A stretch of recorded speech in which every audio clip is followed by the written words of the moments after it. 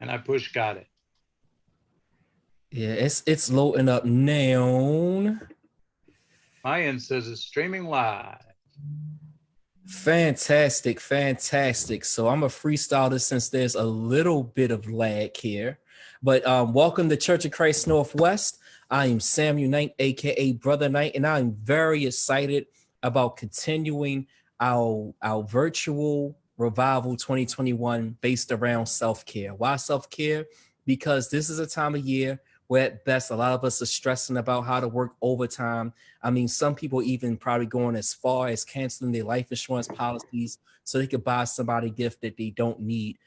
Some folks are going into debt, to buy stuff that people don't need, So in the midst of all this materialism, remember the joy and remember to have peace in the middle of that grind. And unfortunately, some folks are celebrating the holiday season with an empty seat at the table for the first time.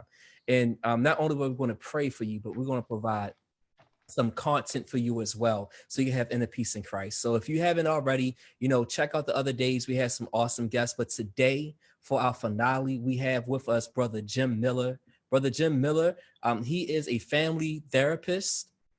He has also worked in nursing. He's also a very charitable person. He help out homeless veterans, and he's also a life coach. Some of y'all online, for those who are a part of the church, I may know him online for Launch Singles. He's also a singles ministry leader. And, with that being said, I have some questions about Launch. They have a event going on in June. And we're going to talk more about it later, but you need to go. You need to be there and have some fun. There's an event in June to help out singles of all ages and of all backgrounds. But before I turn it over with the subject, why is the singles group called Launch Singles? Like, why is it called Launch Singles? Well, launch let's all unite in Christ's honor. And I had to cheat a little on the end part. But at the time that we were organizing back on Y2K, the first morning of the new millennium or whatever, we were sitting on a pier down in Cocoa Beach, Florida, looking at Cape Canaveral across the water. And it was my wife and I, and we both had been single adults, and I was a single parent before we married. And Shannon Bogle, a wonderful friend who had never married. And we're like, we got to do something about that. Let's launch something, And so that's sort of where the name came from. We actually had done some ministry in Alabama before. We were Success Singles, which was another good name. But the big thing is that we're more of a concept and a connection than most singles group in churches, the idea is that you go to First Baptist or Second United Methodist or the Church of Christ and make up a town, Baltimore, and they have a singles ministry and they have like 6 people and they don't do much with other churches. My whole idea is connection and Bible study, fellowship, sharing time with anyone of any background, first of all, single people, single Christians, but also we have a guy who attends activities with us who's a wonderful friend who's Jewish. Awesome. And,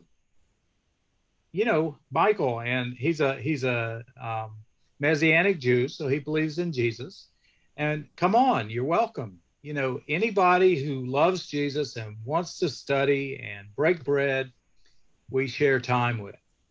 And the big thing about being a Christian single is there just are not enough Christian singles in church. Matter of fact, 85% of single people don't even go to church. Mm-hmm. So we have to fellowship. We have to work a little harder and maybe move around a little more. Take a trip. Come to Florida in June. It's gonna be nice. Absolutely. And be in shape. Do not go to Florida for a singles event and not be. All right, that's not from Jim. That's from me. That's from me. Get in shape. All right, I'll stop. I digress. Yeah.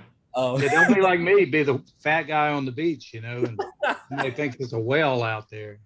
Right. Hey, Look, you get a shape for those beaches for those worldly events, okay? All right. We still like Christians still like the sea. Look good, smell good, But that aside, let's go on to the main part about our event. I hope that you're well, aware of who Jim Miller is as a person, a great man of God. And without further ado, we're going to turn it over to him so he can discuss self-care with the household and family in mind. Okay, so pay attention, take your notes if you haven't already, and enjoy and share. good, good. And if you want an outline, I can email them to Samuel or to you directly. I'll give you contact information at the end. All right, so we do a thing at the VA called a Circle of Health, and it's a whole health program. We work with veterans who have mental illness. We work with people who have chronic health problems. We are a clinic, so we work with people who need a little assistance being healthy and who want to be more healthy. And so we have what's called whole health. And I'm going to describe whole health as a balanced approach to mind, body, and spirit. All should be cared for and none neglected. Now, if I asked Samuel, I said, hey, what do you think about going to the gym?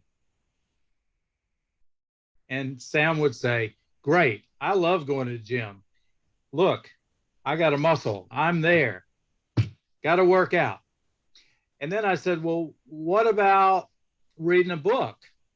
And he says, no, I don't like to read. It makes my head tired. I'm not much for thinking.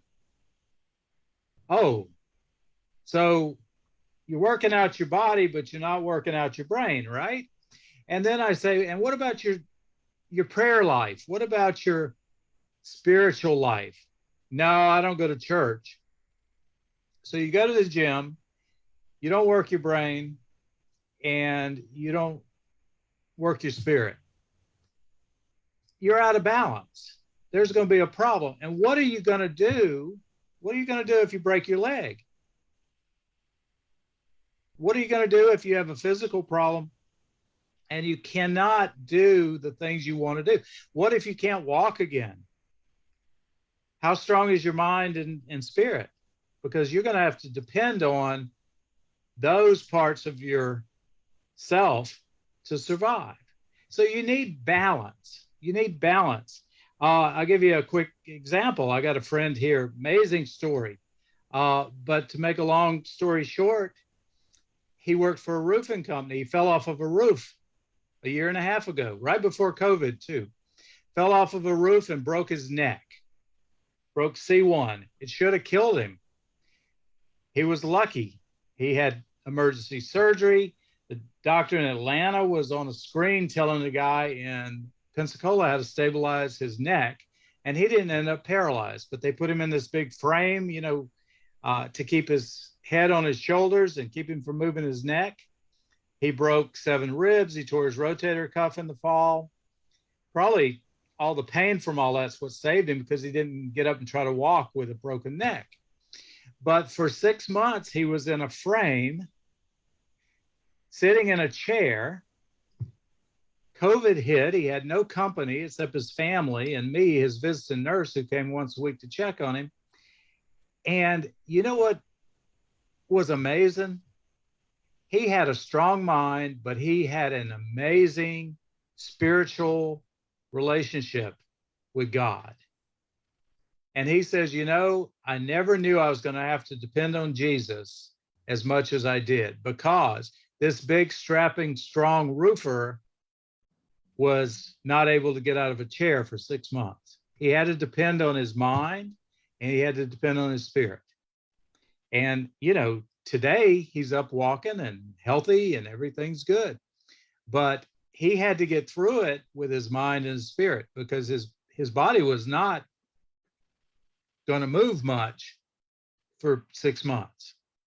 We have to have balance. What matters in your life? If I ask you what really matters in your life, you know what people tell me? They tell me, well, my health matters. Do you exercise? And you don't have to be fanatical, but do you exercise? Do you get out and walk? Ride a bicycle a little bit? Well, not much. What about what you eat? Your health matters, right? Oh, yeah, but I don't have time to cook right and eat right. And this is me. I mean, I make these mistakes. I do this stuff. And you know what I got for it? I got 30 extra pounds. I'm tired all the time. I don't exercise much. All right. So how much does my health matter? I'm not doing anything to improve it, right? So it must not matter much. Our family matters. Yeah, our family matters. We spend 45 minutes in the morning with our family. We go to work. We do overtime. We go to ball games or play golf on Saturday. We do everything but spend time with our family sometimes, don't we? So if your family matters, what are you doing to improve your family? I can tell you from counseling, the biggest problem that couples have, there's three. One is they have problems with sex. Two is they have problems with communication. And number three is they have problems with money. And all three of these problems come from not spending enough time together. Now, you say, what matters? Money matters. Yeah, your money matters. You spend $4 on a cup of coffee and $100 on cable TV. So what's really important to you? Where's your money? And what are you going to do when you get older, like I am? I'm 62 today. It's my birthday. And I'm here with you guys for this class because it's really what I want to do today. But listen, what are you going to do one day when you get older and you want to kind of wind it down and retire and go see the national parks and you got $12.60 in your retirement because of lattes and sports cars? How about a Corvette for you? That's a good investment, right? So we say money matters, but we don't manage our money. And then when we need our money, when we're older, we really need it. We don't have it. So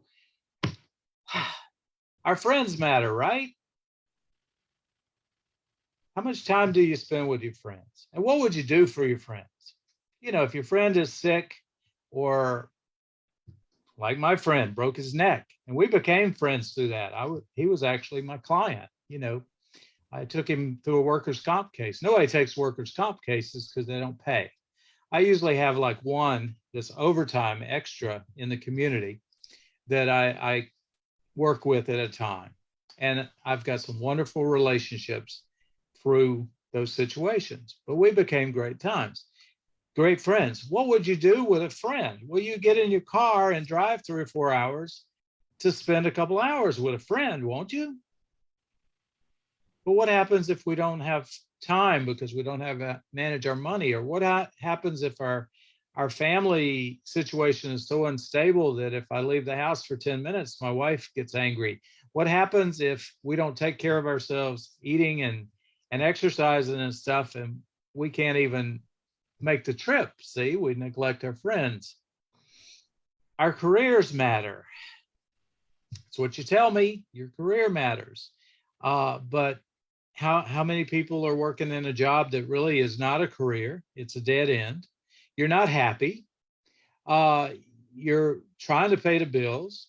You don't have a chance to get promoted or a raise. So what do? Oh, well, I can't afford to go to school, or I don't have time for school, or I already know how to do that. I don't need a piece of paper. Well, you're showing people that your career doesn't matter. You have choices sometimes. You can, my daughter's in college and she's a hospitality and tourism. She started before COVID in theater, and things change because COVID, theater shut down. Now she's doing hospitality and tourism. and she wants to run a coffee shop. But she's got a chance this summer for an internship with Hilton and Holiday Inn and that kind of thing. And they'll teach her to run the coffee shop, but they'll also teach her to run housekeeping, the hotel, the restaurant, the swimming pool. They'll teach her to run the whole thing. And they'll pay her when they hire her in a couple of years, manager pay. And then she can have her coffee shop on the side and do what she wants to do. Or she can just do what she wants to do and live on minimum wage her whole life. And I'm telling her, learn everything you can and make that career matter, because it's better to be paid to do the same work 4 or 5 times more and be happy. Nobody wants to look at your check and get angry every Friday, but a lot of us do it, don't we? All right, our faith matters, and it does. Of course it does. We're Christians. We spend 56 minutes in the auditorium on Sunday morning between announcements and the closing prayer. Sometimes we come to Sunday school. But what do we do the rest of the week with one another? Do we call each other? Do we send cards? Do we text? Do we email? What do we do at work? You know, people tell me all the time, well, I can't talk about my faith at work. I can't talk about God at work. And yet God is there for you 24 hours a day, 7 days a week. I work for the government. I work in mental health. I work with guys and occasionally ladies who have been homeless. Their faith, their spiritual part of their whole health is important. And guess what I get to do with them? I get to talk to them about anything they want to. And so every now and then we do a little spiritual checkup. Where are you going to church? What are you doing to take care of this part of your life? What can I do to help you with that? Do you need a ride somewhere? And so we can do this stuff. We have permission from God, but also our workplace, if we do a good job, they want us to succeed. And we can make a big difference without being maybe inappropriate. You know, there's a right way and a wrong way to show you're a Christian. And the right way is to be a Christian all the time. If you're really serving Jesus, you don't have to tell people that you're a Christian. They see it. They see that good example. All right, so what brings you joy and happiness? All right, I'll tell you, a nice cheeseburger, that brings me joy and happiness. You know, I want the pickle, the onion, lettuce, tomato, the whole thing. That's going to last a few minutes, but a little joy there. Visiting my grandchildren. I have a new grandson just born last month. I have 3 grandsons up in New Jersey. I love visiting these kids. I come back with bruises. I come back tired, but they are wonderful. Great joy. I love listening to my college student daughter who's home for the holidays, singing Christmas carols, walking around the house. Great joy. I love a job well done. I get great joy helping somebody succeed. My guys right now have a panel of guys. One of my guys graduated college, has a master's in finance, and got that during COVID, while mentally ill, while taking his medication. And he went online, and now he's got a nighttime job advising other people how to invest their money. That's amazing. Maybe scary, but it's amazing. But he's a great guy. He's accomplishing great things. I got another one of my guys that's back in college studying marketing, and he's brilliant. He just needs a little help. And that's what we do as brothers and sisters. We should be doing at church, but we do that at work too. You know, you don't just help somebody when they're living the life that you want. You help them where they are. And you hope they get in fellowship, you know, in a church setting. But if they don't, and you help them along the journey and then one day walk away. You've done your part. God's in charge. So the biggest thing we can do for ourselves for joy is develop that relationship with Jesus Christ, our Lord and Savior. Our theme this year for the singles ministry, but for life, is love one another. Love one another as brothers and sisters. There's two commandments that are really the great commandments. Love God and love others. And you're going to get more joy helping someone achieve something in their life or get through grief or a disappointment or a trial. You know, another thing about COVID is how many brothers and sisters that I've met because of COVID. I met Samuel Knight, among others. We started communicating. We're all sitting at the house. People are telling us we can't go anywhere and do anything. I made more social contacts and have more friends because of COVID than I had made in the last 10 years. And now, if they ever let us loose, we can all go visit each other. You know, it's time for Sam to come to Pensacola and visit with me. I went out to Tucson spring break a year and a half ago when COVID was breaking loose to see Billy Wilson, who's a gospel preacher. I went up to Kentucky and visited a friend up there who had been sick, who's a preacher up there. And we met all these people we met on the internet because we had to, because we were challenged. There are people going to church now because of isolation. They found Jesus. They wanted something. And so we have a chance to love each other both online, virtually, and in person. And don't pass it up. It's the greatest thing in the world to you know, when you start talking to another believer and they answer you back and you're like, wow, they got it. They're like me. We're on the same page. It's great joy, great joy. So what's your vision for your best possible health? So now we're on to the topic. All right. I teach a class called TCMLH. It's taking care of my life and health. It's a wellness program, and we use a model called the Circle of Health. And I'll get you an outline, a picture of it, Sam, so you can share it later. So if you draw this circle, in the middle, there's a very important part. Think of a wheel with spokes. And in the middle, the hub, is this wonderful person called me. That's right, me. Because I have to take care of me.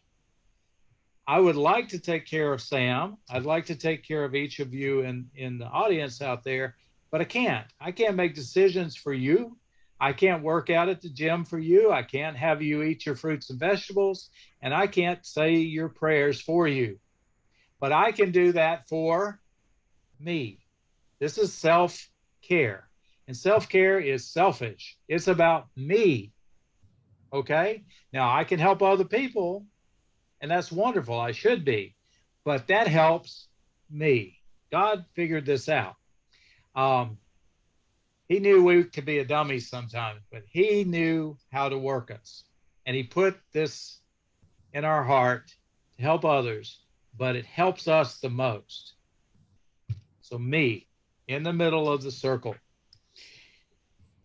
There's 8 categories that relate to your daily life. And we're going to go through those, and I'm going to throw in, I cherry picked some random Bible verses. I know this isn't deep theology. You know, if I was in preacher school, I would probably get a D- for it, but it helps us flow along, you know? And I want you to know that God is very serious about self-care, about you taking care of you. And it's a repeated theme throughout the Bible. All right. We're going to use a little humor and a little realism. So to care for self, that's me. There's self-care. There's professional care. And I know a lot of you out there are like, well, I don't like to go to the doctor. Well, that's right. There's not a man out there on in virtual America that wants to go to the doctor. And we don't want to ask directions either. We're men. We don't need help until we're dying. Then we need a lot of help. And we need it now, right? But you got to get professional help. You know, it's 11 years from the time a person figures out that their mind is slipping. Maybe they got a little mental health problem and that they seek help. 11 years. That means if you're 19 and you think something's wrong, you got a lot of anxiety or depression, you're not even going to ask for help till you're 30 on average.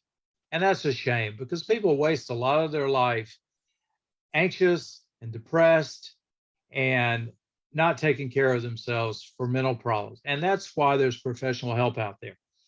The same thing with our ministers, our pastors, our elders, whatever you want to call our church leaders. You know, that's professional help. Sometimes we can read the Bible and we can pray, but that's why we hire preachers to do sermons. That's why we, go for pastoral counseling. That's why there's Bible schools, preacher schools, universities that teach theology, because we can't find it all and we need a little help from other people. And sometimes, maybe what we learn is what we were looking for, or maybe it's something we didn't even think about before. But that's why professional help for physical, mental, and spiritual reasons is important. And then there's community. How many of you, while you were sitting at home this time last year, were sick of being at the house? You wanted to see your grandma or your aunt or your cousin, your best buddy. You wanted to take a road trip. And, they're telling you, well, you got to stay inside because you catch this virus that could kill you. And that's scary. But being alone was scary too. And I'm telling you, there was a lot of depression, a lot of anxiety, a lot of mental illness caused by this COVID, by this isolation. We as human beings need to interact with one another. We need community. All right, that's whole health. Me plus self-care plus professional care plus community equals whole health. We can't do it alone. So, me, I am a child of God. Romans 8:17 says, now if we are children, then we are heirs. Heirs of God and heirs with Christ, if indeed we share in his sufferings in order that we may also share in his glory. And Titus 3:7 says, so that having been justified by his grace, we might become heirs, having the hope of eternal life. You and I, our me is important to our Father. He loves us. He's our Father. Don't sell yourself short. You're important. All right.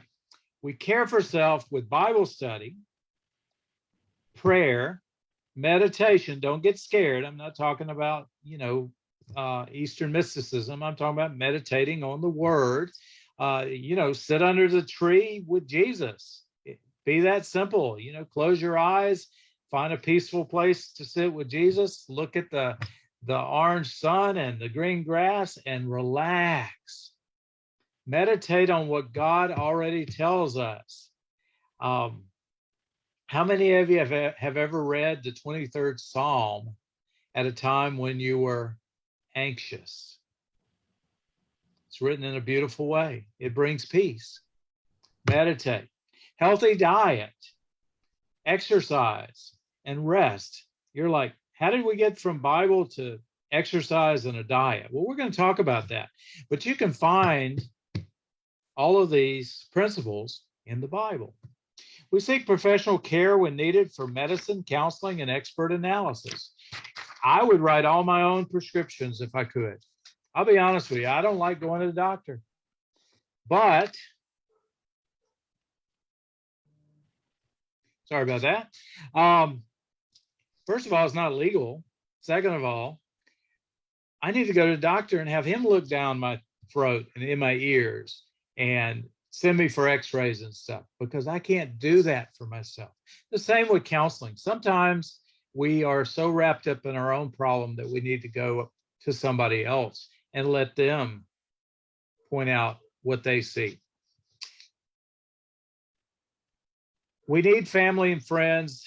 We need to belong. We need to be encouraged. If you're at work and you're not being encouraged, you got a bad work environment. And if you're at church and you're not being encouraged, there's a problem. You're at church for the brothers and sisters to encourage you, not for, you've heard this term, oh, well, the preacher stepped on my toes today. Well, if he steps on your toes long enough, you'll stop coming to church. You need to be encouraged. Yes, you shouldn't be doing this sin. No, dwelling on it isn't going to fix it. Tell me how to fix it. Give me a solution. So here's the 8 areas of a healthy lifestyle. Let's start with power of the mind. Our thoughts are powerful and can affect our physical, mental, and emotional health. Changing our mindset can aid in healing and coping. Breathing mechanisms, you're like breathing techniques. Now you're doing this new age stuff. All right, think of this. Take a deep breath. Count to 10 before you act. How many times have you been told to do that? How many times as a parent have you counted to 10 before you smack your kid? Or, you know, at work, somebody says, take a deep breath and count to 10 before you say something that's going to hurt your career or hurt your situation. In traffic, how many times should we count to 10 before we, you know, send somebody a glorious wave with our right hand, or, you know, yell at somebody? Simple stuff. Take a deep breath.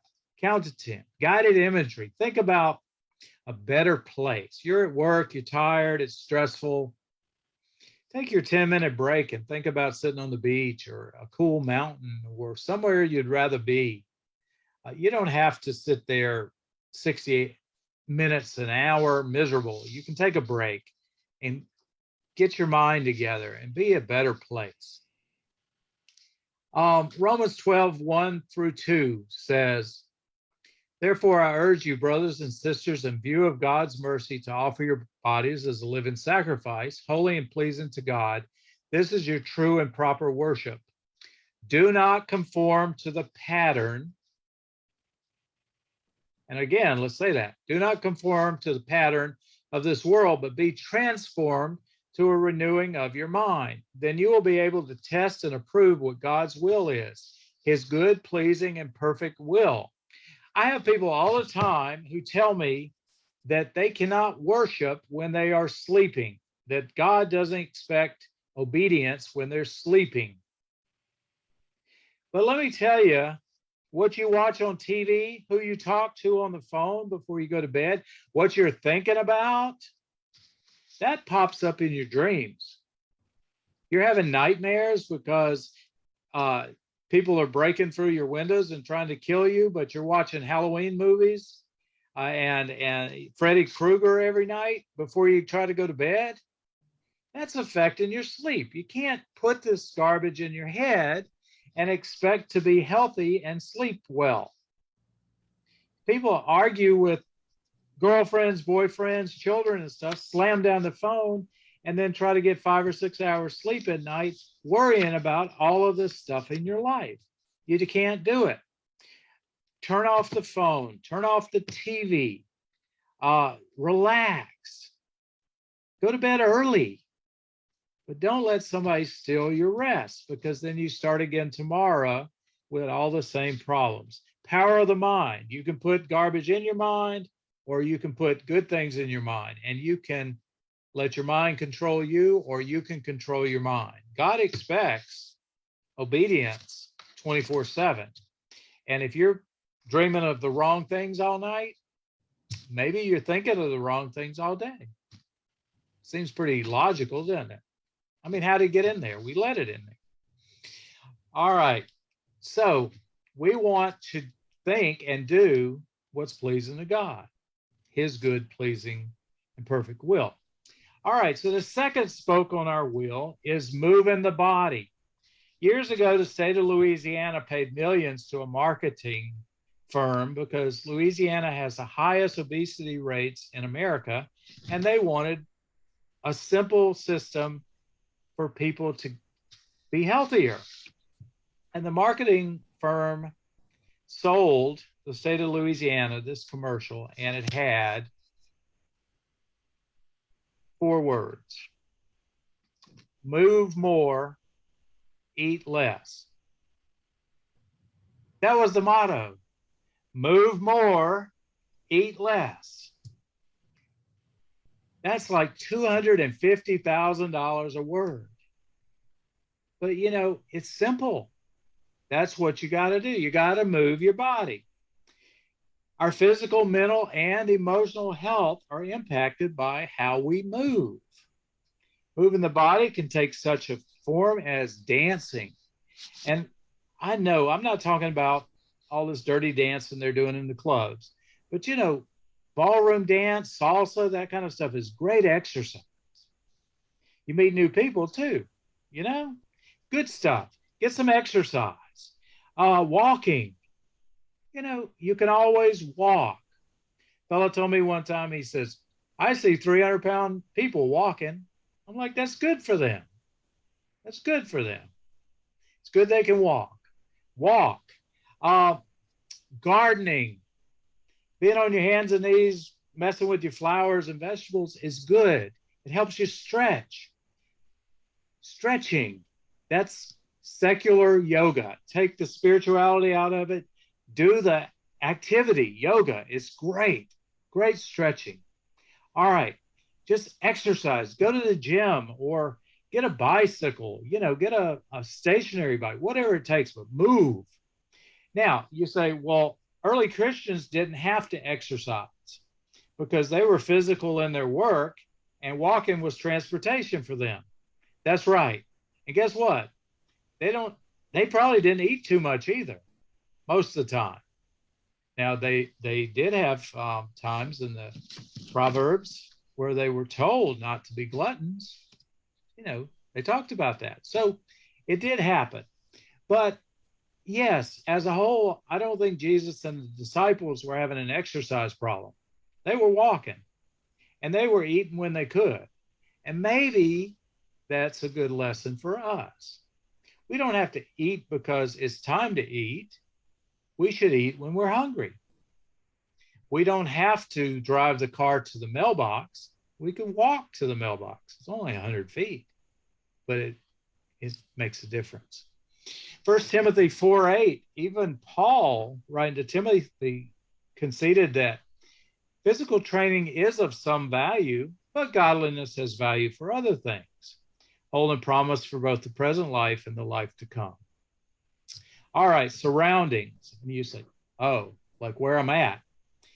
Our surroundings, both where we live and work, can affect our outlook on life. If you're in a house and it's total chaos, then you're going to be miserable. You need peace and quiet in your house. The same with work. If you're working in a place that's bad for you, that's just stressful, the demands far exceed the satisfaction, it's going to affect your health. There's a proverb. Proverb 21:9, it says, better to live on the corner of the roof than to share a house with a quarrelsome wife. Sounds funny, doesn't it? Unless you've lived with a quarrelsome wife, and then you know exactly what it says. We have family members and coworkers that are kind of like a cactus. They look good in a silk shirt, but if you hug them, it hurts you, doesn't it? There are people that it hurts to be around. And we need less of those people in our lives. I've got uncles. I love them, but I don't visit them. It's like a phone call for your birthday once a year is all I can stand. Why? Because they're painful to be around. When they call me, their name pops up on the phone. I got their name there, so I know they're calling. Today's my birthday, and one of them's going to call me in a little while. And that's good. And I'll go check on him. He's older, but he can't be in my life every day. We have friends. I had a friend with an addiction problem when my kids were little. He couldn't come to my house.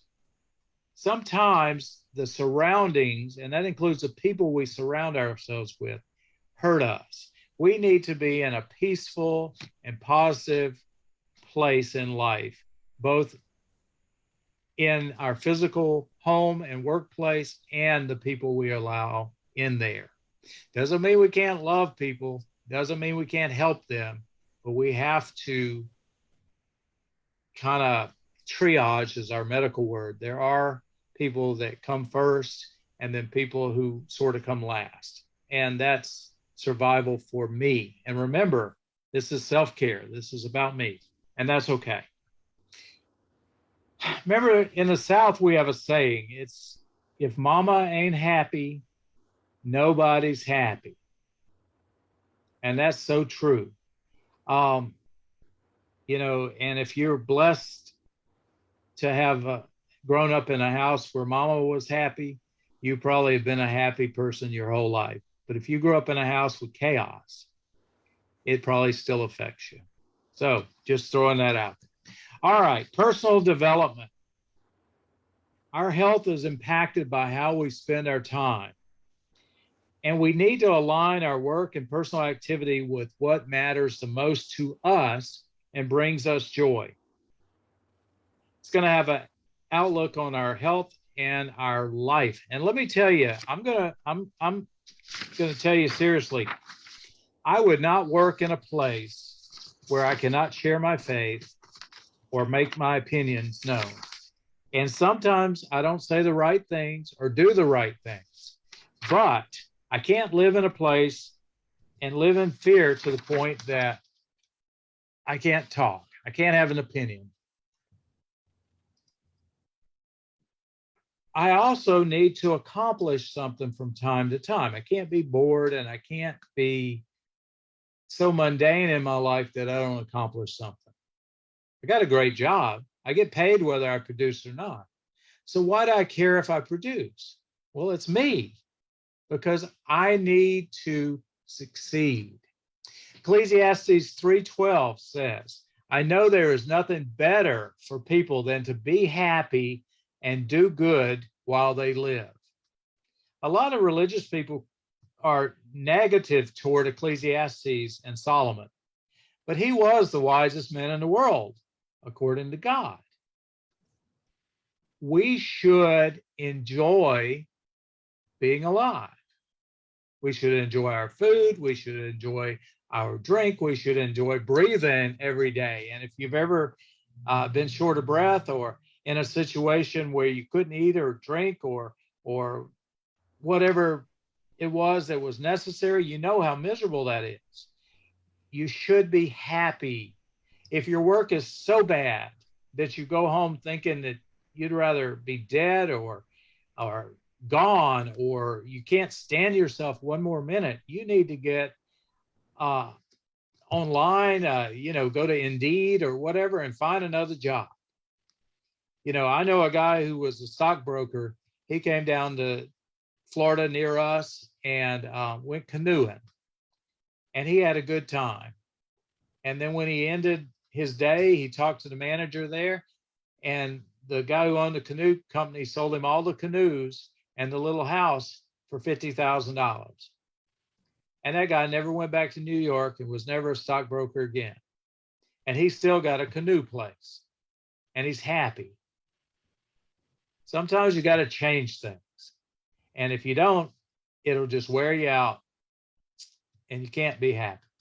All right, food and drink. Now we're going to talk serious stuff, and it hurts me because I eat too much, and I know how to drive through a drive-through, and the little voice works more than it should, and I eat too many fries.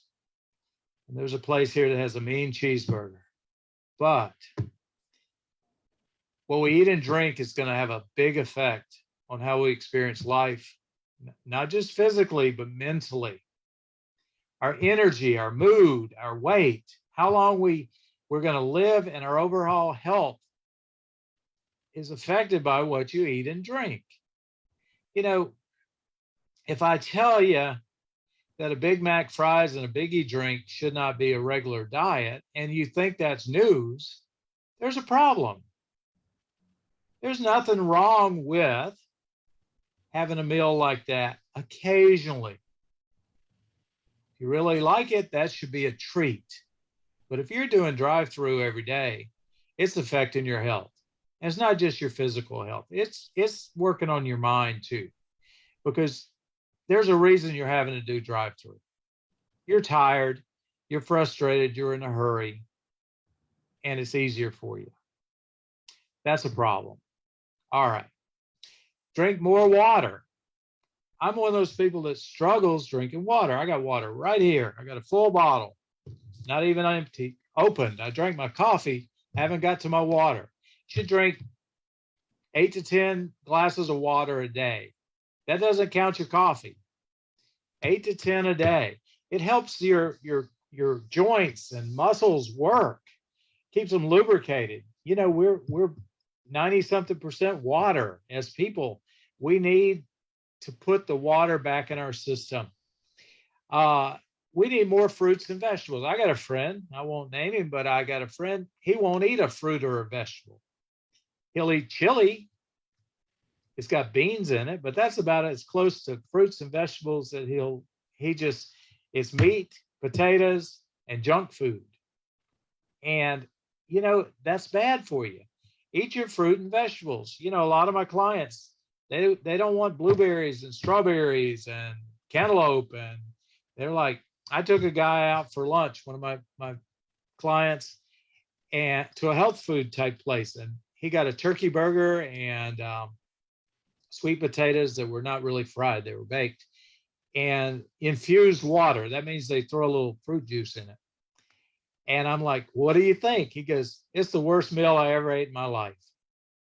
Well, why? Well, he's used to Whataburger, fries, and a big drink twice a day.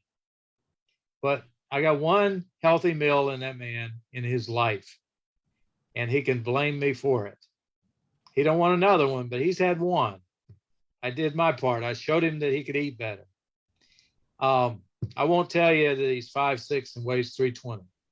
Well, I did.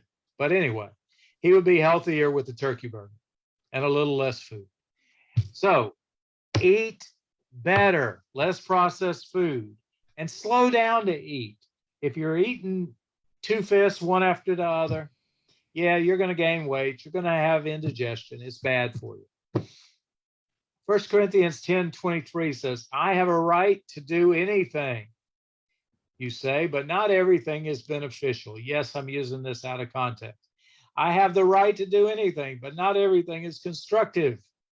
And you don't have the right to have breakfast, lunch, and dinner in the fast food line. It's not good for you. Don't do it. You need to take care of your temple. This is your temple. This is me. And if you don't take care of it, you're going to pay. Trust me. I know. I've pushed all the limits. All right. Recharge. How many of you don't sleep good? How many of you don't ever take a nap? How many of you are always tired? Our bodies and minds have to rest and recharge, or we won't have good health. How many of you lay in bed and your mind's racing along, worrying about everything going on in your life? That's not good for you. That's when you need to be thinking about sitting under a tree with Jesus and feeling the warmth from the sun and relaxing, because you got to rest. If you don't get a good night's sleep, if you don't take breaks at work, get up from the desk or wherever you work and walk around for 5 minutes. If you don't get a break, eventually you will break. We're like mice on the those hamsters on those wheels, running, running, running. And eventually you get tired and you're worn out and you don't get a break. You know, if our life is nothing but sleeping pills at night to go to sleep and coffee all day to keep us awake, something's wrong. We got to recharge. Mark 6:31, even Jesus said, then because so many people were coming and going that they did not even have a chance to eat, that was Jesus and the disciples. He said to them, this is Jesus, come with me by yourself to a quiet place and get some rest. Jesus understood the necessity of rest. We're like, he was only there for 3 years. Why did he have to rest? Well, because he got tired, but he also taught us to rest. Remember, in the creation, we had 6 days to work and 1 day to rest. You got to rest. Number 7 are relationships. And this, I touched this in surroundings, but our relationships, including pets, are important to our health and well-being. Spending time in a good relationship will fuel and motivate you. Remember, ladies, gentlemen, when you were a teenager and you went on a date or were around somebody that was really good and exciting and how wonderful it made you feel? How about the time that you went somewhere with somebody who was horrible and how awful it made you feel? Well, those relationships affect us. They affect our energy level. They affect our physical health.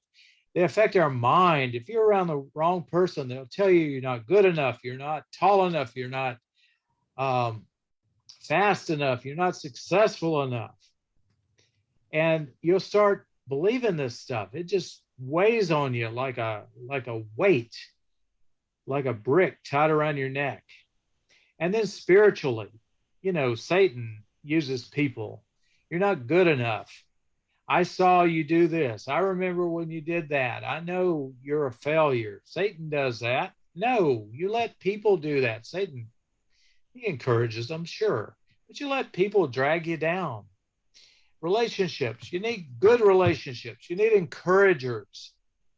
You need people who will listen to you quietly when you have a problem. Remember Job and his friends? There were times that they needed to just sit down and be quiet and listen. Psalms 10:17. You, Lord, hear the desire of the afflicted. You encourage them and you listen to their cry. Isn't that great? Or Psalm 64:5. They encourage each other in evil plans. They talk about hiding their snares. They say, who will see it? That's a big contrast. If you're around people that are getting you into evil plans and snares, you're going to pay the price. You need to be around encouragers, people who are godly with their encouragement. Spirit and soul, connecting with He who is greater than ourselves will provide a sense of meaning, peace, and comfort. Connecting and aligning spiritually is personal and may take place, and listen, this is serious, may take place in worship assembly. Yeah, it should. Benevolent groups, or connecting with others in nature or service. You can assemble and encourage at Waffle House. Scattered or plain.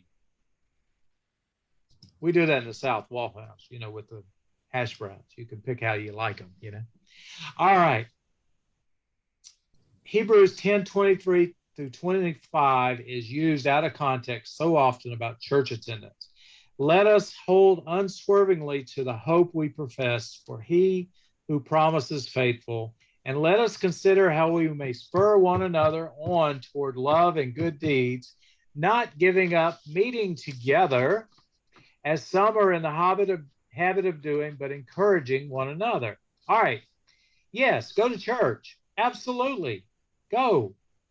And enjoy it and encourage one another. But guess what? Sam will eat breakfast with you one day, or maybe somebody's power washing their house. 2 or 3 of you guys could go over and help them. Or ladies, you know, maybe Susie's got a doctor's appointment that's on her mind this week, and she needs somebody to come over and pray with her. You know, we can encourage one another in the church building. We should, but there's 7 days a week. We need to be encouraging each other out of that building. The best congregation I ever attended, the best church I ever attended was in Millmaid, New Jersey. We had 1 hour or one church service that lasts about an hour and a half on Sunday morning, no Sunday school, no Sunday night. And they did Wednesday night Bible study light. And the preacher gave homework. But what they did was they met one another in the community. If somebody had something to do at the house, they all went over. We went over and power washed the guy's house. One guy had chickens, and one guy had a weight room and a swimming pool. And we would go over and spend time with each other. You didn't even have to call some of these guys and tell them you're coming. Just show up at their house. They were glad to see you. And that congregation grew from 4 people in 10 years to 100, and now is about 140. And they grow through community and helping one another. And yes, they have a men's meeting once a month. They get together and go once a year to the theater over in Pennsylvania and watch, a Jesus play together. They celebrate Christmas. They have Super Bowl parties. They spend time together, but it's not on the church bulletin. On the church bulletin, they meet Sunday morning, Wednesday night, but they encourage one another 7 days a week. We need to encourage one another. We need to see an event like the singles conference and say, wow, I'd like to go. Let's do it. And bring somebody with you. If there's something in Baltimore, I noticed, during COVID and all, you had groups out for food drives and other stuff. We went through the racial tension. Is that a fair word to call? People got out of the house and marched together as brothers and sisters. That's how you change things, and that's how you build each other up. Encourage one another. You don't even have to totally agree with one another every minute to encourage somebody. I'm not much for power washing houses, but it sure was encouraging to the guy whose house we were working on because he had to do it. Do things to help one another and get out of your comfort zone. It may be different. I tell people all the time when I was in college 25 years ago now, back in college, we took the inner city church to a Christian rap concert. It was a little different for me. It wasn't what I normally listen to, but it's one of the best memories I ever had in my life. And you know what? Some of those kids have grown up now, and I see them on Facebook, and they're like, hey, you remember when we went? Yes, I remember. That was great.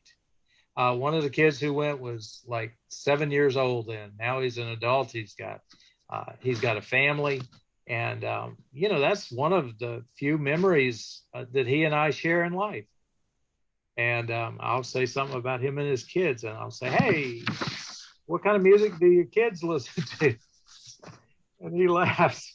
He says, pretty much anything, but we went to that concert. But as long as the words are good, I'm good with them, So it was an experience to share, Get out and encourage one another. All right, so I did the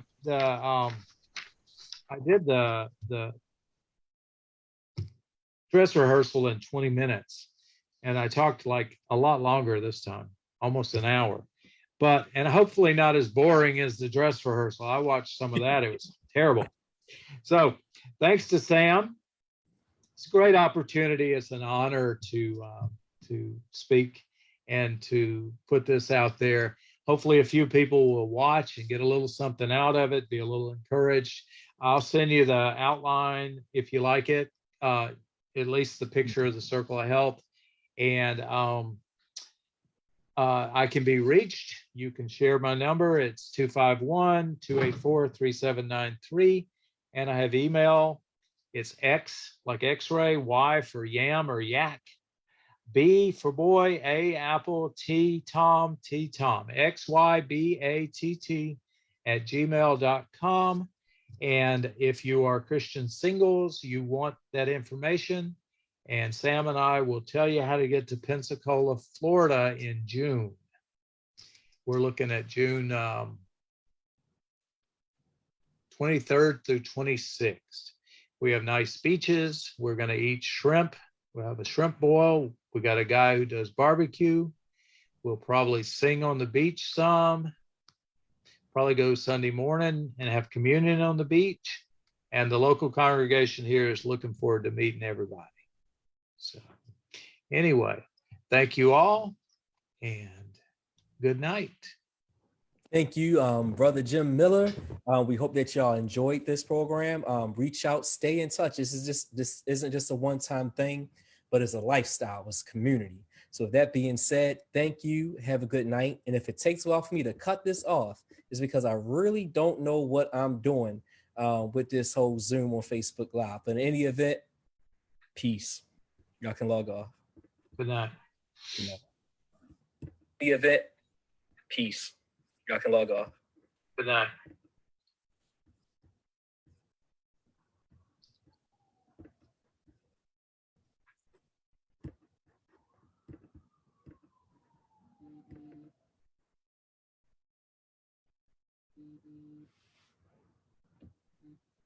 Or we could just be on here all night. I know, right? Like, literally not. I know if we both leave it, it'll be done. Yeah. So if you leave, if you can see the screen and leave, then hopefully that will help me to leave, because otherwise I might just have to X out, because there's no. All right, let's do that, and then we can talk some more later. I enjoyed it though. Video. See you right here. Yep. See, I'm learning. Talk to you soon. Okay. Bye.